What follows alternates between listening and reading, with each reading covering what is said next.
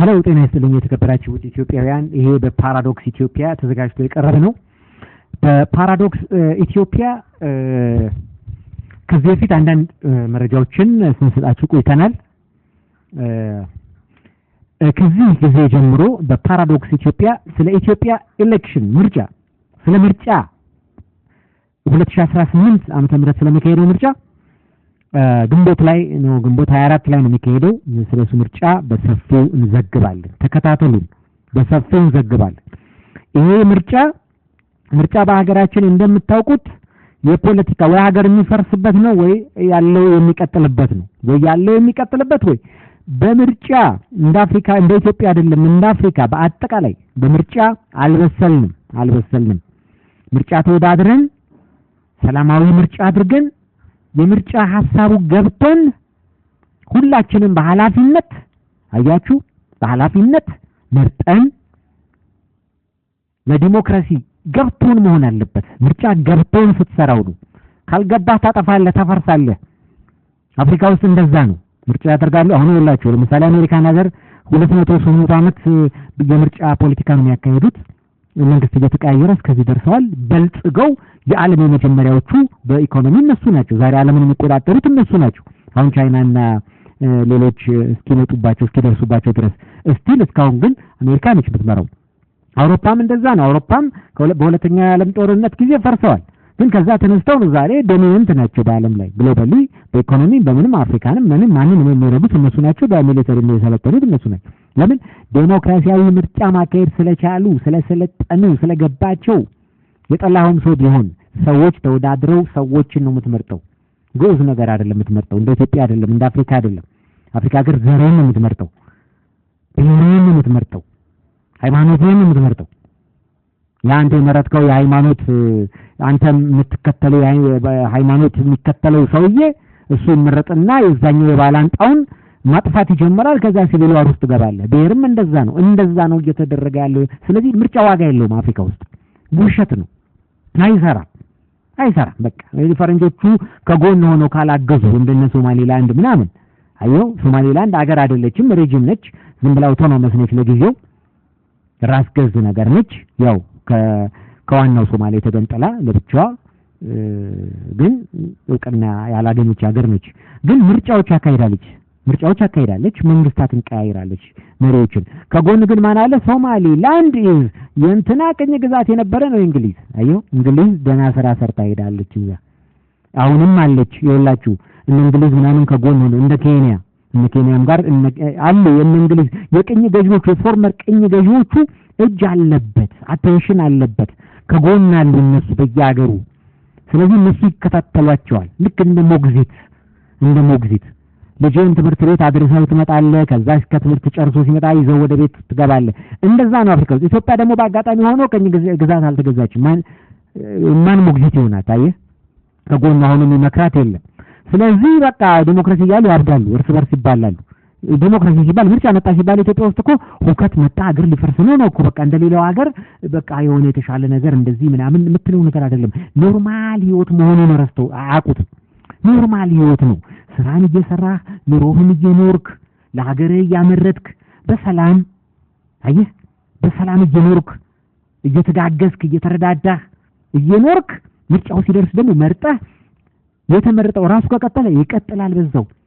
ሌላው ከመጣ ደግሞ መጣ ነው በቃ ራሱ ስራውን ይጀምራል። በቃ አንዳንድ ፖሊሲ ቼንጆች ያመጣል እንጂ የሚፈጠር ታምር የለም። ህዝብ ኑሮ ይቀጥላል። አየው እንደዛ ነው ለገባው ለሰለጠነ ማህበረሰብ። እኛ ጋር ግን የሞተ ሽረት ጉዳይ ነው። በቃ አለቀ። አንዱ ይመረጣል፣ አንተ ሊቀጠቀጥ ነው የሚመረጠው እሱ። ያኛው ለመወዳደር የሚፈልገው ባላንጣውን ሊቀጠቅጥ። አያችሁ ኢትዮጵያ ውስጥ ዲሞክራሲ ማለት ይሄ ነው። ስለዚህ ምርጫ ሲባል ሽብር ነው። ኢትዮጵያ ውስጥ ምርጫ ሊመጣ ነው ሲባል ሽብር ነው። 97 የምታስታውሱት 97 ምርጫ እንደ ጎበዝ፣ እንደ አዋቂ፣ እንደ ምሁር፣ እንደ ሊቅ፣ እንደ ገባው ሰው፣ እንደ ሰለጠነ ሰው ምርጫ ተደረገ። ከዛ ግማሹ በልቂት፣ ግማሹ በተኩስ፣ ግማሹ በእስር ነው የተጠናቀቀው። ከዛ ተበተነ። ግማሹ በቃ እንዳያንሰራራ ተደርጎ ነው አገሩ የተመተው። ከዛ በኋላ ገዢው ፓርቲ እየተመረጠ እስካሁን ድረስ መጥቷል። አያችሁ ይህ ነው በቃ። አየህ አልገባም፣ ታበላሻለህ።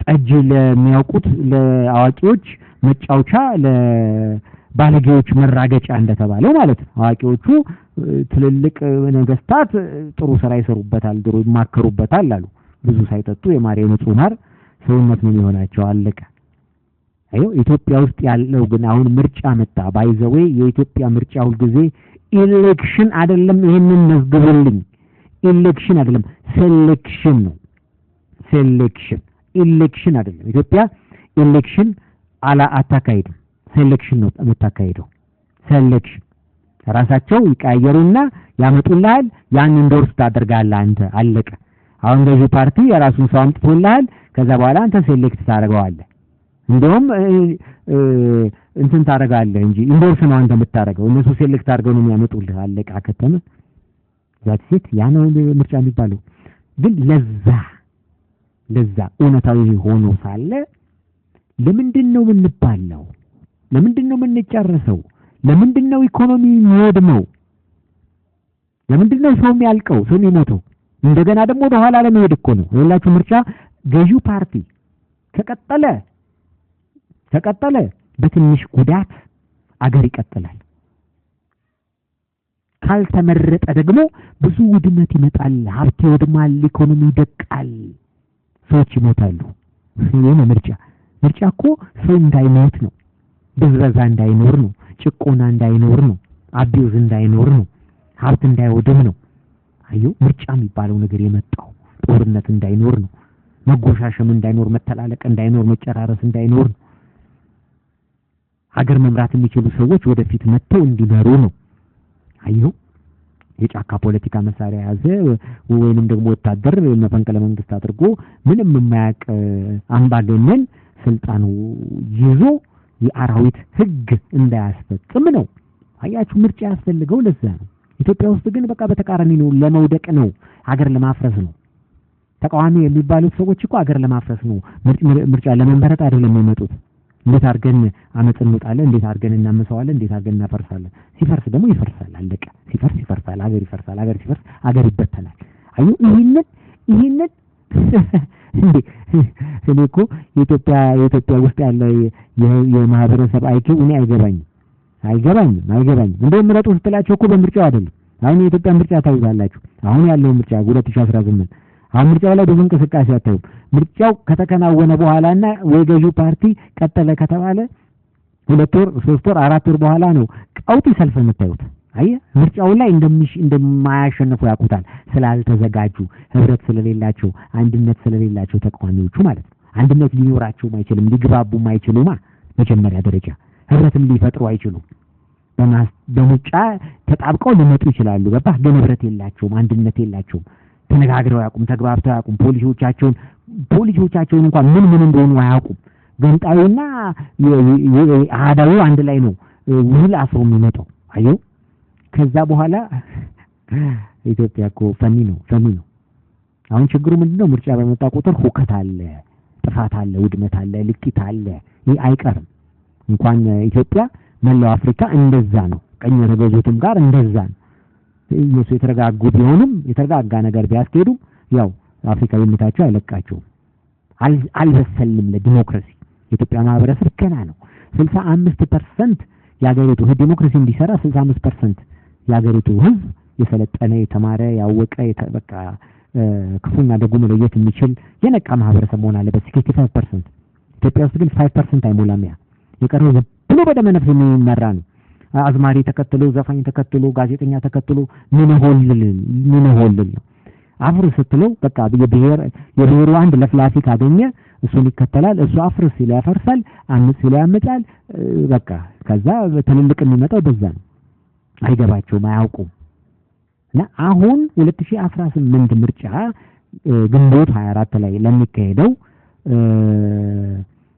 ነው አሁን አስቀድመን የምንነግራችሁ ይሄ ቀድመን የምንነግራችሁ ለምንድነው ቀድመን ላይክ ዋች ዶግ ነው እንግዲህ አሁን አገር እንዳይፈርስ ትርምስ እንዳይመጣ ጉዳት ለመቀነስ ትልልቅ እንዳይመጣ መተላለቅ እንዳይመጣ ዋናው ግን አገር እንዳይፈርስ ነው ምክንያቱም የኛ ማህበረሰብ አገር ፈረሰ አይገባውም ከከረም ደንታው አይደል አገር ፈረሰ አልፈረሰ ላይፍ በቃ ህይወት ይቀጥላል ኢትዮጵያ ውስጥ አገር ፈረሰ አልፈረሰ ይቀጥላል ባለበት ይቀጥላል እንደሌላው እንደሰለጠነ ማህበረሰብ አገር ከሚፈርስ ብሎ የሚያስብ አይደለም ሱዳን ነው ዳቦ 5 ሳንቲም ጨመረ 10 ሳንቲም ጨመረ።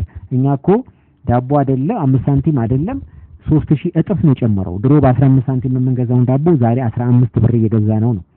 አየሁ እነሱ ዳቦ ምናምን ጨመረ ምናምን ብለው የጀመሩት ሁከት ላይ ጨመር ነው እንዴ? ዳቦ የህዝብ ብዛት ሲጨምር ዓለም ሪሶርሱ ሊሚትድ ነው፣ ከውጪ ነው የምታስመጣው፣ ዶላር ባሪ ያደርጋል ምናምን፣ ስለዚህ ሊጨምር ይችላል። እነሱ ዳቦ ጨመረ ያሉና ምዕራባውያን ያሏቸውን ሲያደርጉ አይቶ ዕውቀት ከሌለህ እንደዚህ ነው ትወድቃለህ፣ ዕውቀት ከሌለህ ትወድቃለህ። ተማሪ ተከትለህ እንደዚህ ጥቂት እናውቃለን ባዮችን አክቲቪስቶችን ተከትለህ ከሄድክ አገርን አፍርሰህ ሁሉም በቃ አሁን የሱዳን ህዝብ ያ ጨዋ ህዝብ ያ እንደዛ ክብሩ ነገር የማይገባው ህዝብ ተበተነ በየሀገሩ ተፈተነ። ብዙዎቹ አለቁ። ሲቪል ዋር ነው። አሁን ያ ነገር እንዳይመጣ ኢትዮጵያ ውስጥ ነው አሁን ይሄን እንሰራው ለየትኛውም ድርጅት ወግኝ አይደለም። አገር እንዳይፈርስ ነው። ስለዚህ እያንዳንዱን እንቅስቃሴ እነግራችኋለሁ፣ አቅጣጫውን አሳያችኋለሁ እንዳትስቱ ማለት ነው። ማን እንደሚለግም፣ ማን ጥፋት እንደሚያስብ፣ ማን ተንኮል እንደሚያሴር፣ ማን ሴራ ይዞ እንደመጣ፣ ማን ወደ ሁከት እንደሚወስዳችሁ፣ ማን አገር ቢፈርስ ደንታ እንደሌለው፣ የትኞቹ ስቴፖች ሙዚቃዎቹ አገር ለማፍረስ የሚዘፈኑት ሙዚቃዎች እነማን ይቀብ። ስለዚህ አብዛኞቻችሁ እንትን መሆን አለባችሁ፣ ኒውትራል ሆናችሁ ተከታተሉ። በዘፈን እንዳታብዱ። ምክንያቱም ዘፋኞቹ ከነዛ ከሁከተኞቹ ጋር ነው የሚሰሩት። የትኛውም የምትወደው ዘፋኝ ቢዘፍንልህ አትመኑ፣ አትቀበሉ። ሁከት ነው፣ አንተን ሊያስጨርስ ነው። እስካሁን አለ አይደል እንደ ዘፋኝ እስካሁን ምን ሆነ? ዘፋኝ በምቾት አለ ልጅ እያሳደገ ነው አዳሜ። አንተ ግን ኑሮ ከብዶ ያው የሆንከውን አንተ ነው የምታውቀው። ስንት ሚሊዮን ህዝብ ያለቀበት ሀገር ላይ ነው ያለነው። ስለዚህ አሁን 2018 ላይ ለሚካሄደው ምርጫ እያንዳንዱ ማህበረሰብ እንቅስቃሴውን አውቆ እንዲንቀሳቀስ ለማንቃት ነው። አቅጣጫውን ጠቁማቸዋለሁ። አቅጣጫው አሁን ምን እያደረገ ነው? በምን መልኩ ሊሄድ ይችላል? ይኸውላችሁ አንድ ነገር አለ። ኢትዮጵያ ተቃዋሚ ፓርቲ ተመርጦ አሸንፎ ስልጣን ይዞ አያውቅም እስከዛሬ ድረስ። ስለዚህ ያ ነገር አደጋ ሊያመጣ ይችላል። አገር የመፍረስ ነገር የሚመጣው ያን ጊዜ ነው። ምክንያቱም እንዴት አድርጎ የሴኩሪቲ ሲስተምን መቆጣጠር እንደሚችል አያውቅም። መሬት ላይ ኃይል የለውም። ኢትዮጵያ ውስጥ ብዙ አይነት አንጃዎች አሉ፣ ብዙ አይነት ግሩፖች አሉ። የውጪ የሀገር ውስጥ አለ፣ ብዙ ታጣቂ አለ፣ ትርምስምስን እንደገና ተንኮለኞች አሉ፣ የታጠቁ ክልሎች አሉ፣ በፖለቲካ ሴራ ጥርሳቸውን የነቀሉ። ስለዚህ መከራህን ነው የሚያበሉ መከራ ታጣቂዎች አሉ፣ ስፖንሰርድ የሚደረጉ በጎረቤት ሀገር ስፖንሰር የሚደረጉ አሉ፣ በመንግስት የሚደረጉ፣ በተቃዋሚዎች፣ በዳያስፖራ፣ በድሮ ድርጅቶች እንደ ኦነግ ኢህአፓ ምናምን እንደሚ አሉ። አየኸው። ስለዚህ አንድ ዛሬ ተቃዋሚ አሸነፍኩ ብለህ ብትመጣ ትርምስምስህን አውጥተው ነው ድራሽን የሚያጠፉ። አየኸው። ይሄ ነው ያለው። ገዢ ፓርቲ ቢቀጥል አገር አይፈርስም፣ ችግር የለው። ይቀጥል ማለት አይደለም፣ ቢቀጥል ግን አገር አይፈርስም። ቢያንስ ሚኒማም እሱ ነው፣ ማስተዛዘኛ እሱ ነው። አየው፣ ማስተዛዘኛ እሱ ነው። እንዳይፈርስ ማስተዛዘኛ ራሱ ሲቀጥል ነው። ስለዚህ ራሱ ቀጠለ ብትባል አይደብርህ፣ በቃ ኖርማል ነው ብለህ ተው። ገብቷል? የለመድከው ነው፣ ቀጥለው። አገር ቢያንስ አይፈርስም አገር። ገብቷል? ግን እነ ተቃዋሚ ሲመጡ፣ ምክንያቱም ተቃዋሚዎች ለምሳሌ ህብረት ፈጥረው ሊመጡ ይችላሉ፣ አንድነት ፈጥረው ሊመጡ ይችላሉ፣ ጆይንት ቬንቸር ፈጥረው የምናምን ህብረት እንደ 97ቱ ቅንጅት እንደተባሉ።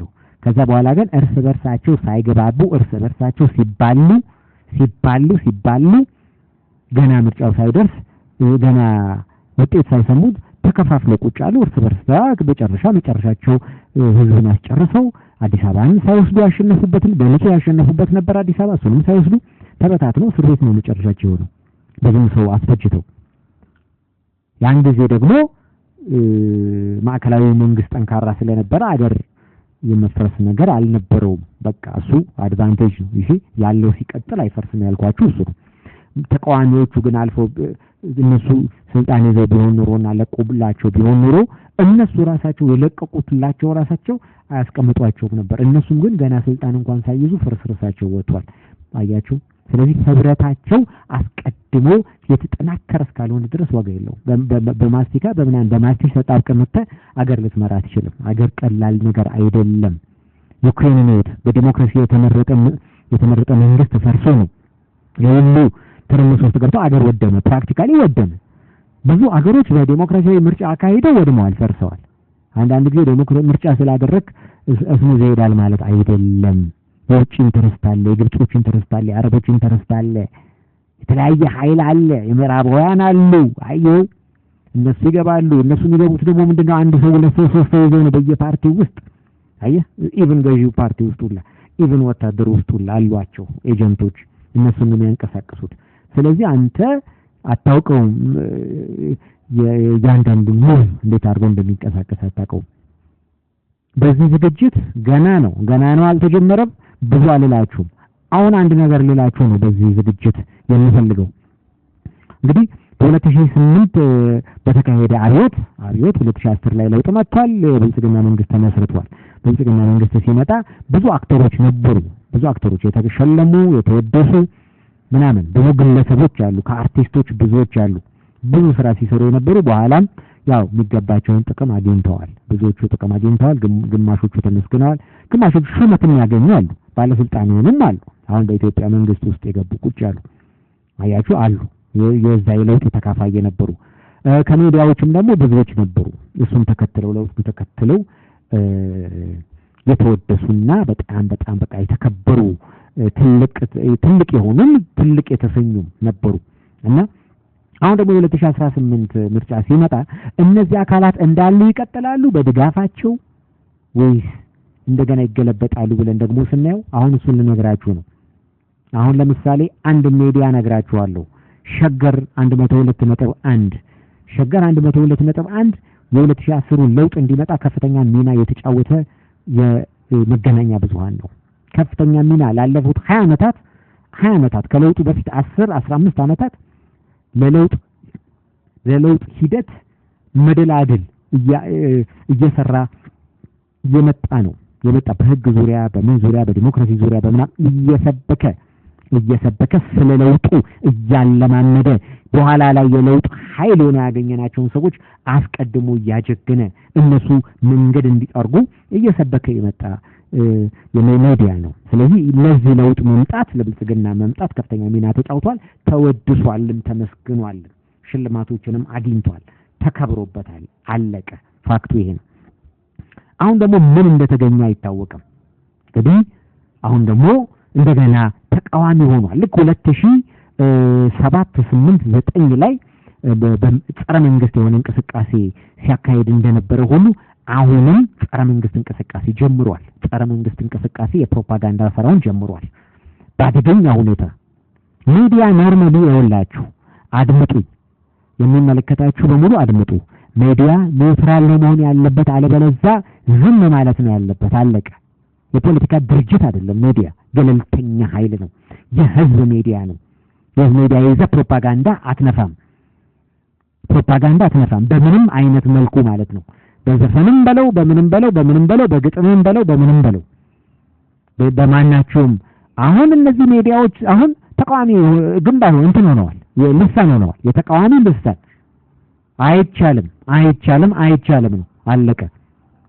አይቻልም ነው። ይሄ የሚመለከታቸው አካላት በሙሉ አስቀድመው፣ ምክንያቱም በኋላ ሁከት ቢነሳ አገር የመፍረስ ጉዳይ ቢመጣ ተጠያቂ ማን እንደሆነ አስቀድመን እያስረገጥን እየነገርናቸው ነው። አስቀድመው እነዚህ ሰዎች ይህን ስራ እየሰሩ ነው። በኋላ ምንድነው ችግሩ ከየት መጣ ምናምን እንዳንል ነው። አስቀድመው ቀስቀሳ የጀመሩ ተቃውሞ፣ ለቅሶ፣ ሮሮ የ50ዎቹንና የ60ዎቹን ጸረ ቀዳማዊ ኃይለ ሥላሴ ስብከት ሲሰበኩ የነበሩትን ነገሮች በሙሉ ድርሳናት በሙሉ ነው አሁን ላለው መንግስት እያሰሙ ያሉት።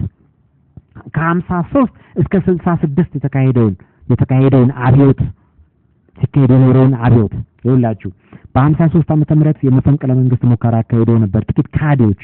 ነገር ነው ወይ መንግስቱ ነው? ምክንያቱም መፈንቅለ መንግስት አስፈላጊ አይደለም፣ በቃ አለቀ። አንድ ሀገር መሄድ ያለበት ስሙዝሊ ነው መቀየር ያለበት። መሀል ላይ ኢንተርፌር አታርግ፣ ኢንተርቪን አታድርግ። በምርጫ ከሆነ የምትቀይረው በምርጫ ቀይረው፣ ስሙዝ ነው መሄድ ያለበት። በ53 መፈንቅለ መንግስት አደረጉና አገሪቱ ትርምስምስ ወጣ። ብዙ እልቂት መጣ፣ ብዙ ጭፍጨፋ ነበረ፣ ባለስልጣናት ተገለዋል። እነዛም ደግሞ ሙከራ ያደረጉትም ሰዎች ተገለዋል። ሁለቱም ግሩፖች ለሀገር የሚጠቅሙ የነበሩ አካላት ናቸው። ሀገር ብዙ ሚሊዮኖች ያወጣችባቸው ውጭ ድረስ ልክ ያሰለጠነቻቸው የአድዋ የጣሊያን አርበኞች የነበሩ ሰዎች እንደራሴዎች የነበሩ አምባሳደሮች የነበሩ ትልልቅ ሰዎቻችንን ያጣ ነው። ብዙ ህዝብ አልቋል፣ ሀብት ወድሟል። ከዛ በኋላ ደግሞ እንደገና ተከፋፍሎ ማህበረሰቡ ለሚቀጥሉት 14 ዓመት ውስጥ ነው ነው አዩ። ስለዚህ ፖለቲካ ክልክል ስለነበረ ፖለቲካ ፍራቻ ውስጥ ስለተገባ ከ53 መፈንቅለ መንግስት ሙከራ መክሸፍ በኋላ በሚስጥር አንተ እየተባለ እየተዘፈነ በፖለቲካ ባሽሙር መናገር መስፈን ተጀመረ። ያኔ ነው አሁን አይደለም የጀመረው፣ ያኔ ነው የጀመረው። ከዛ ያ በስሎ የ66 አብዮትን አስነሳ። በ66 እንደምታውቁት 60ዎቹ የሚባሉት የተፈጁበት ጊዜ ነው። አብዮት መጣ፣ አገር ፈረሰ፣ ሶሻሊዝም ውስጥ ገባ። አየቱ ያንን ፓኬጅ ነው ይዘው መጡት። አሁን ሸገር እሱን ይዘው መጥቷል። ከ53 እስከ 66 የነበረውን ፓኬጅ ይዘው መጥቷል። የማፍረስ ፓኬጅ ልክ አሁን ያለውን ራሱ አጨብጭቦ ያመጣውን መንግስት እንደ ንጉሠ ነገሥቱ እንደ አጼው ስርዓት በመቁጠር ያኔ ተቀናቃኞች ሲያደርጉ የነበረውን አድማ አሁን ሸገር ጀምሮታል። አድማ እየመታ ነው ያለው። ፕሮግራሞቹ ሁሉ ከ53 እስከ 66 የተከ እሱ ብቻ አይደለም፣ አቀላቅሎ ነው። 97ም ምንም የሚመስል ነገር ይዞ መጥቷል። የ97ም ባህሪ ያለው የ2010ም ባህሪ ያለው። ይሄን ወደፊት እየተከታተልን እናመጣዋለን። አሁን ግን አካሄዱ አደገኛ ስለሆነ በኪነ ጥበብ የሚረጨው መርዝ ደግሞ ምናልባት እልቂትና ሲቪል ዋር የሚያስከትል ስለሆነ የሚመለከታቸው አካላት የምርጫ ቦርድም ሆነ የመገናኛ ብዙሃን ባለስልጣን እነሱም እጃቸው ከሌለበት ማለት ነው። እነሱም ኔትወርክ ሊኖር ይችላል። ምክንያቱም የ2010 ለውጥ የመጣው እዛው መንግስት ውስጥ ባለው ኔትወርክ ነው። ስለዚህ አሁንም ሌላ ኔትወርክ ተሰርቶ ከሆነ ኔትወርክ ይኸውላችሁ፣ ይሄን ነው የምነግራችሁ። ኔትወርክ የሚባል ነገር መጥፋት አለበት። ኔትወርክ ህገወጥ ነው። ጸረ ህገ መንግስት ነው ኔትወርክ። ተቃዋሚ ከሆነ ተቃዋሚ ሆነ ግልጽ ሆነ ራስህን አሳውቀህ ሁሉ ነገር ታውቆ ተቃውመህ ተወዳድረህ ማሸነፍ ነው ያለብህ። አሁን መንግስት ውስጥ ያለ ኔትወርክ ነው ያን ጊዜ ለውጡን ያመጣው። አያችሁ፣ መንግስት ውስጥ ያለ ኔትወርክ የፓርቲው አባላት ናቸው ለውጡን ያመጡት። አሁንም መንግስት ውስጥ ያለ ኔትወርክ እና የፓርቲው አባላትም ሊኖሩበት ይችላሉ። እነዚህ ሚዲያዎች አሉ። አየህ፣ ይሄ ኔትወርክ ነው እየሰራ ያለው ስራው። ያ ማለት ምንድነው? ህቡ ነው፣ ህገወጥ ነው። ህገወጥ ከሆነ ደግሞ መታገድ አለበት፣ መከሰስ አለበት፣ መጠየቅ አለበት። ስለዚህ የሚመለከተው አካል የመገናኛ ብዙሃን ባለስልጣን እና እንትና ማን ነው? ይሄ ምርጫ ቦርድም የሚመለከተዋል።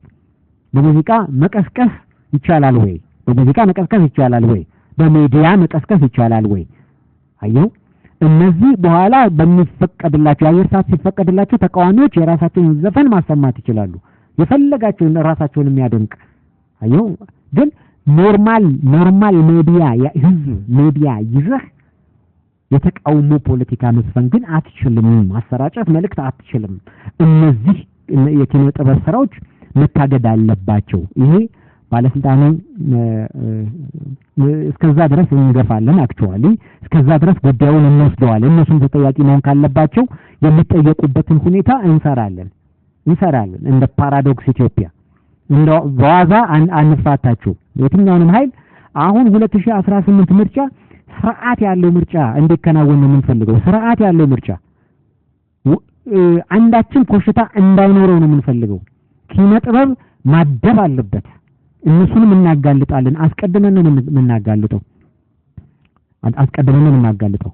መንግስትም ገዢ ፓርቲ አይደለም፣ መንግስትም የጸጥታ አካላትም መንግስት ናቸውና ምክንያቱም ነገ ሀገር ከፈረሰ እነሱም ዋጋ የላቸው። የህግ አካልም በለው የጸጥታ በለው ነገ አብሮ ነው የሚፈርሰው። ነገ አንጃ ሆኖ ሲሽበከለክ ነው የሚኖረው። ሀገር ከፈረሰም ያንተን የጸጥታ የሚቀበል የለም።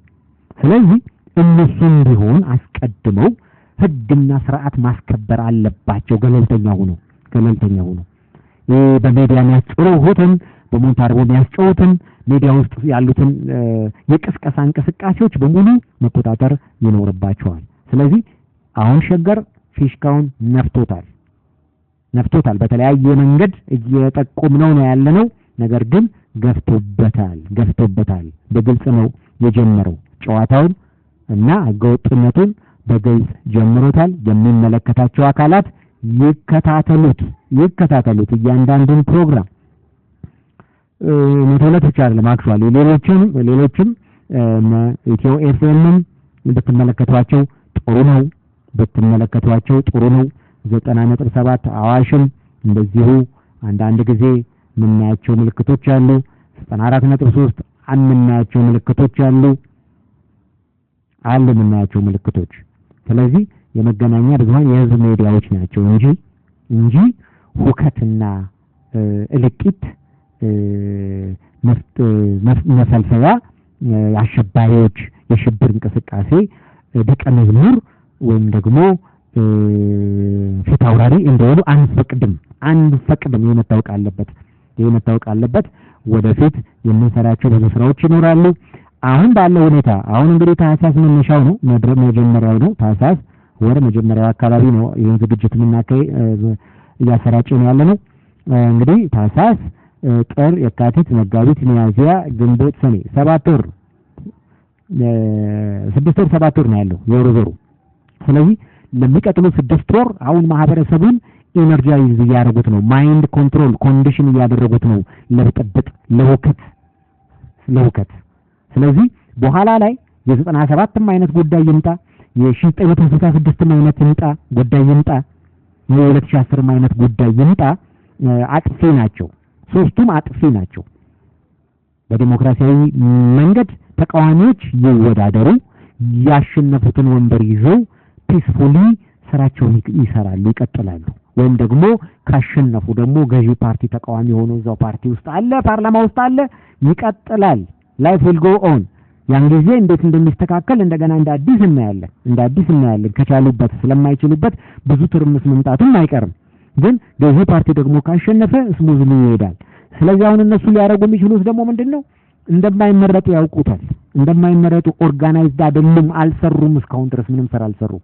እነሱ ተስፋቸው ምንድነው ምርጫ ተጭበረበረ ብሎ አብዮት በማስነሳት ታጣቂ ኃይል አዲስ አበባ እንዲገባ ነው የሚፈልጉት የነሱ ስትራቴጂ ይሄ ነው የተቃዋሚዎች ስለማቃቸው ነው የውጮቹ እንትን ያረጋሉ ያሳምናሉ ተጭበርብሯል እንደዚህ ተደርጓል ሪግ ተደርጓል ምናምን ተብሎ ትርምስ እንዲመጣ ይደረግና ከዛ በኋላ አንቀበለው መንግስት ይባልና ታጣቂ ጫካ ያለውን እየረዱ ፈጠን ያን ጊዜ ያው ትርምስ ሲኖር ለግርግር ለሌባ ያመቻል ስለሆነ ለታጣቂዎች ይመቻል ግን የትኛው ታጣቂ ነው አዲስ አበባ የሚገባው አስበው የትኛው ታጣቂ ነው ከዛ ከመንግስት የጸጥታ ኃይል የተወሰነ ቢከፈልላቸው እንደዚህ አይነት ጨዋታ ሊጫወቱ ይችላሉ አየው እንደዚህ አይነት የዩክሬን አይነት ጨዋታ ሊጫወቱ ይችላል ዩክሬን በዲሞክራሲ የተመረጠውን መንግስት ያፈረሱበትን ሂደት እናስታውሳለን ያን ሊጠቀሙ ይችላሉ አያችሁ እንደዛ ሊሆን ይችላል የ2010 ራሱ ገዢ ፓርቲ ነው በውስጥ ሪፎርም ያደረገው እሱን አንቀበልም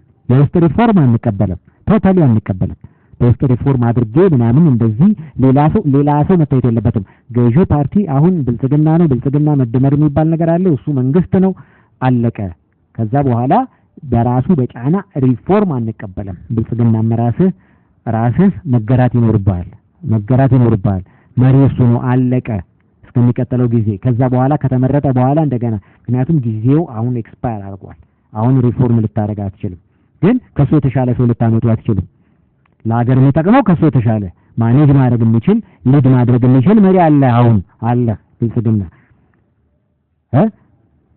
ሌላ ሰው አያስፈልግም አሁን ከዚህ በኋላ ምናልባት ሌላ ሰው መቀየር ካፈለክ ደግሞ ምርጫውን ካሸነፍክ በኋላ ከአንድ አመት ከሁለት አመት በኋላ የራስህ ሪፎርም ማድረግ ትችላለህ ግን ብጥብጥና ሁከት የሪቮሉሽን የሚመልክ ሪፎርም የምታደርግ ከሆነ ግን ከዛ በኋላ ኢትዮጵያ የምትባለው ሀገር እንግዲህ ምን አይነት አፈራረስ የባቢሎን አይነት ውድቀት እንደምትወድቅ ማወቅ አለባችሁ በታሪክም ተጠያቂ እንደምትሆኑ ማወቅ ይኖርባችኋል እንደዛ ከሆነ ደግሞ ከዛ በኋላ ያው ጠንካራው ለ100 ዓመት እንዲሆን ተዋግቶ ጠንካራው ላይመለስ ከዲሞክራሲ ውጪ በአምባገነንነት እንደሚኖር ቃል ገባላችኋለሁ እናንተ ይሄንን አይነት ፋውል ከሰራችሁ ማለት ነው ብልጽግናዎች ስለዚህ እናንተ የያዛችሁትን ስራ ቀጥሉ።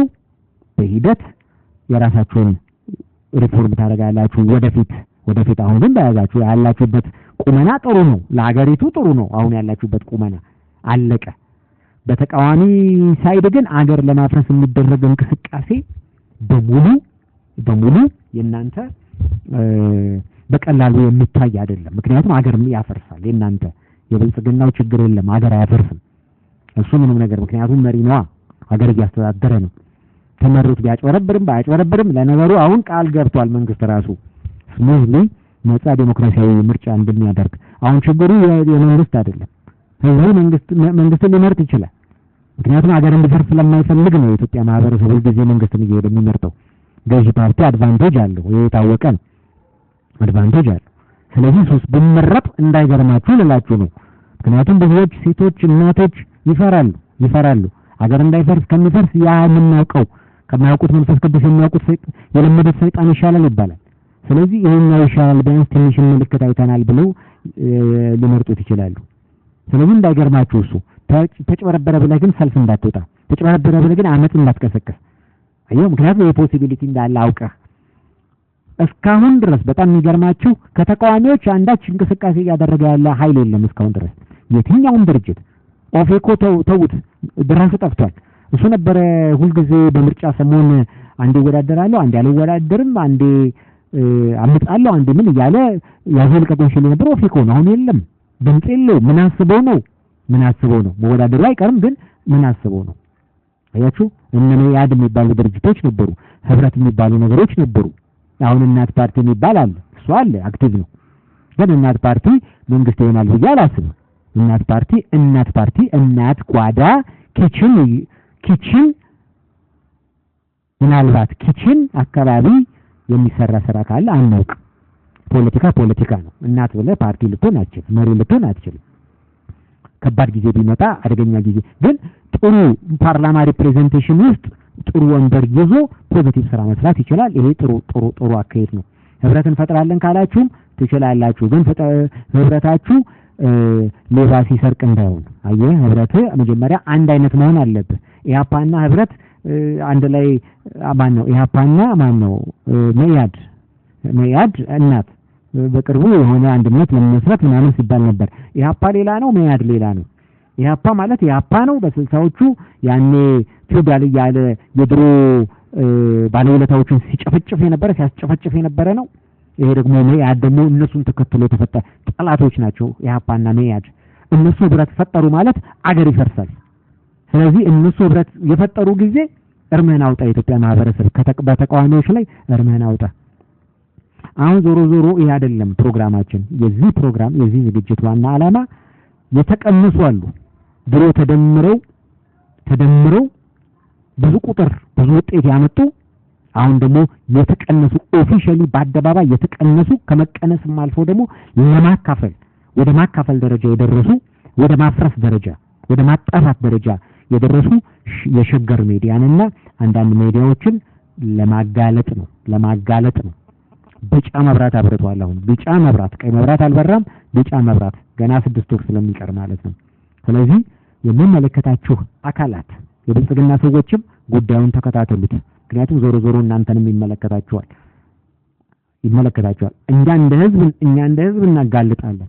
እናንተ ደግሞ እንደ መንግስት፣ እንደ ፓርቲም እንደ መንግስትም